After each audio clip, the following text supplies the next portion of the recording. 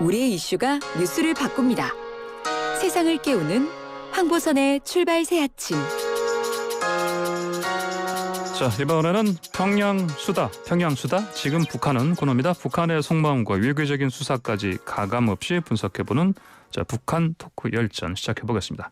박원권 이화여대 북한학과 교수 전화로 연결해서 얘기 듣겠습니다. 박 교수님 안녕하십니까? 예, 안녕하세요. 예, 반갑습니다.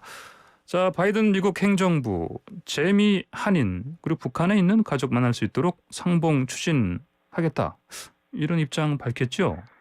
예, 그렇습니다. 블링컨 국무장관이 그 미 의회 하원 세출위원회 소위에서 그 청문회에서 이런 얘기들이 밝혀졌는데요. 예. 질문이 있었습니다. 의회 의원이 질문을 했고 예. 그 질문에 대해서 뭐랄까 상당히 감정적인 그런 그 발언을 했어요. 그러니까 예. 이런 표현을 했었죠. 예. 이산가족 상봉과 관련돼서 네. 정말로 가슴이 찢어지는 일이다. 이분들이 헤어져 있을 때 사랑하는 이들의 운명조차 모르는 상황에 대해서 알고 있다.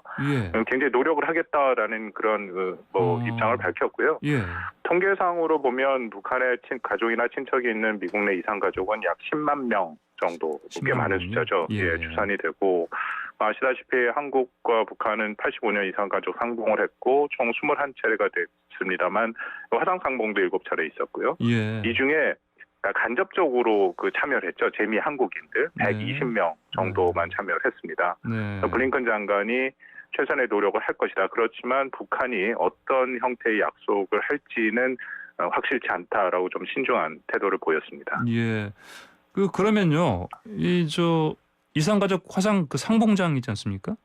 예. 이 얘기도 지금 나왔던데 보니까 지난 3일에 나온 얘기죠, 이게요? 예. 예. 이게 남북 협력을 지원한다 이런 얘기를 했었고 그 화상 상봉장 어느 지역에 설치되는 겁니까, 이게? 그 화상 상봉장 얘기가 나온 것은 미국에 있는 자유아시아 방송이 미 국무부에 질문을 했습니다. 예. 이산가족 화상 상봉에 대해서 그랬더니 미 국무부가 남북 협력을 지원한다라고 얘기를 했고요. 예. 한국과 협력을 하겠다.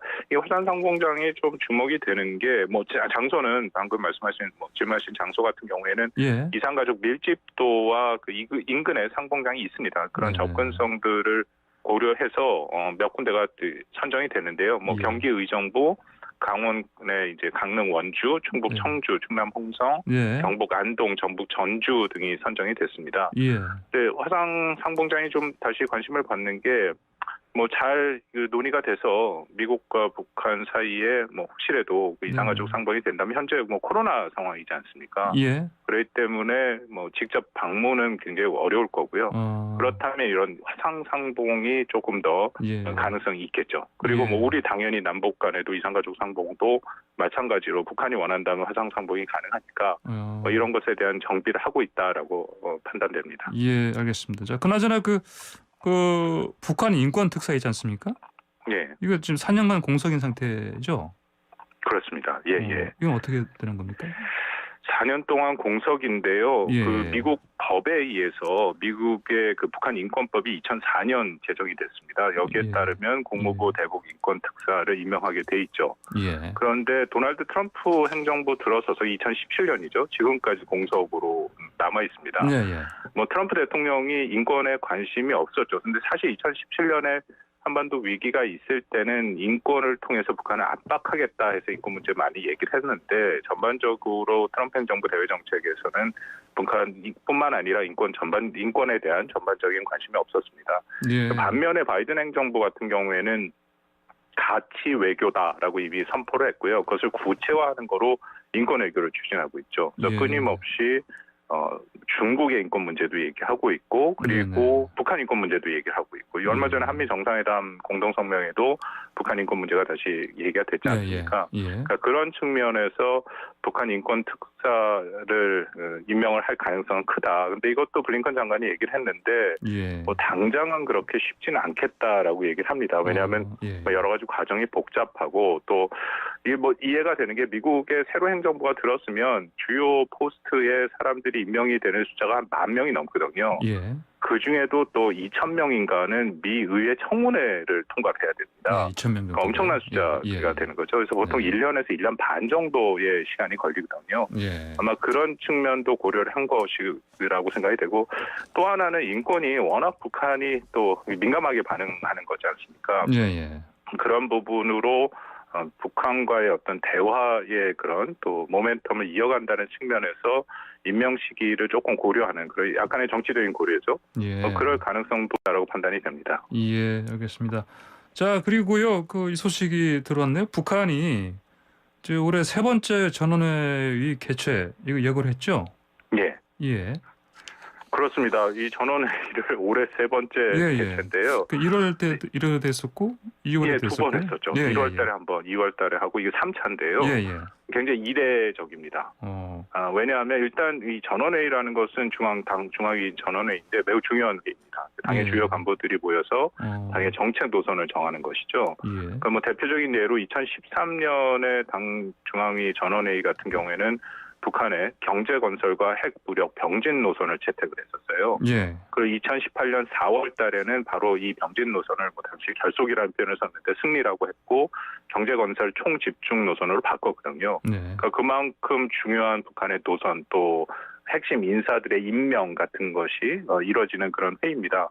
말씀하신 것처럼 이게 굉장히 이례적이라는 게 2011년 김정은 집권한 이래 지금까지 당 전원회의가 총 9차례 열렸거든요. 그렇다면 1년에 한 번 정도 꼴인데 올해만 상반기 이게 세 번째입니다. 그래서 이게 뭐 다양한 해석이 가능하다라고 생각이 되는데요. 일단은 뭐 김정은 위원장의 초조함이 반영된 가능성이 있다. 특히 경제난이 북한이 심각하지 않습니까? 이른바 삼중고 코로나 상황까지도. 그리고 지난 1월 달에 8차 당대회에서 경제개발 5개년 계획을 선포를 했고 올해가 첫 해인데 이게 전체적으로 달성하기가 굉장히 어렵죠. 구조적인 여러 가지 어려움들이 있어서 그래서 그런 문제를 좀 해결하고 얘기를 하겠다라는 의도로 일단은 전원회의를 다시 한번 소집한 것이다라고 판단이 됩니다. 그렇군요. 알겠습니다. 앞서 2월에 2차 전원회의에서는요. 그 경제 관련해서 비판을 했었는데 이번 3차 회의는 뭐 핵심 주제가 뭐가 될 것 같습니까? 글쎄 이번에도 경제 분야가 일단 핵심 주제가 될 것 같습니다. 왜냐하면 지난번에 이 전원회의를 소집을 하면서 핵심적인 얘기를 할 때 그 소집의 이유를 얘기를 한 적이 있었거든요. 그 이유도 보면 역시 북한 내부의 경제적인 문제가 얘기가 되고 있는데요. 아까 말씀드린 것처럼 경제개발 5개년 계획 첫 해인데 특히 그 몇 가지 핵심 공약이 있습니다. 예를 들어 올해 평양 내 주택 1만 호 건설을 얘기를 했었거든요. 이게 경제 목표인데 이게 달성이 쉽지 않은 상황이죠. 여러 가지 문제로.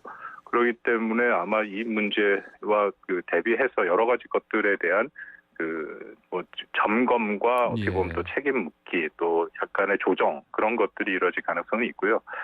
이거 외에도 아까 말씀드린 것처럼 이번에 조직 개편과 인사 문제도 논의될 가능성이 있습니다. 조직 개편요. 특히 최근에 많이 회자되고 있는 제1비서가 있지 않습니까? 제1비서를 신설을 했다라고 하는데 아직 누군지 구체적으로 밝혀지지는 않았거든요. 이게 조선 노동당 규약이 개정이 되면서 제1비서 얘기가 있는데 그 규약을 보면 3장에 이런 내용이 있습니다. 노동당 중앙위 전원회의가 제1비서를 선거한다라고 돼 있거든요. 그렇다면 혹시나 이번 전원회의를 통해서 제1비서가 선출될 가능성도 있다라고 판단이 됩니다. 제1비서 선출 가능성. 알겠습니다. 자, 그리고 이제 아까 말씀하신 한미 정상회담 공동 선언문도 그렇고요. 지금 미국의 대북 정책 윤곽이 계속 드러나고 있는데 북한에 또 유화 메시지를 보낸 측면도 있지 않겠습니까? 이번 전원회의에서 그렇지 않아도 과연 대외 메시지가 나올 것이냐가 관건이겠죠. 왜냐하면 전원회의에서 대외 메시지가 종종 나옵니다. 그렇기 때문에 이 부분에 대해서도 우리가 관심을 가질 필요는 있다라고 생각이 되는데요.